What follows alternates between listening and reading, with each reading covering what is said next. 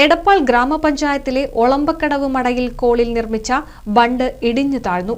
മുൻപ് നിർമ്മിച്ച ബണ്ട് ഉയരം കൂട്ടുന്നതിനിടയിലാണ് ബണ്ട് പൂതച്ചേറിൽ താഴ്ന്നുപോയത്.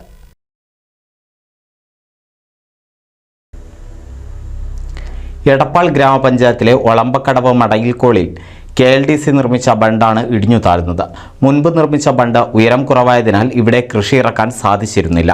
കർഷകരുടെ ആവശ്യത്തെ തുടർന്നാണ് KLDC ബണ്ട് ഉയരം കൂട്ടാൻ ആരംഭിച്ചത്. 800 മീറ്ററോളം ദൂരമാണ് ഉയരം കൂട്ടിയത്. എന്നാൽ ബണ്ടിന്റെ 150 മീറ്ററോളം ദൂരം കൂട്ടുന്നതിനിടയിൽ പൂതച്ചോറിൽ താഴ്ന്നു പോവുകയായിരുന്നു. വേനൽക്കാലമായതിനാൽ മേഖലയിൽ വെള്ളത്തിന്റെ മർദ്ദം കുറവായതിനാലാണ് പൂതച്ചോർ തെന്നിമാറി ബണ്ട് പെട്ടെന്ന് താഴ്ന്നു പോകാൻ ഇടയാക്കിയതെന്നാണ് വിദഗ്ധരുടെ അഭിപ്രായം.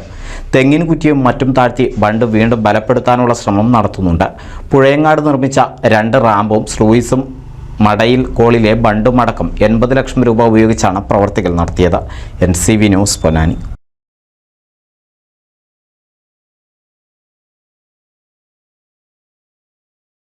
1000 വിവാഹങ്ങൾക്ക് ഒരേയൊരു ബ്യൂട്ടി സിൽക്സ്.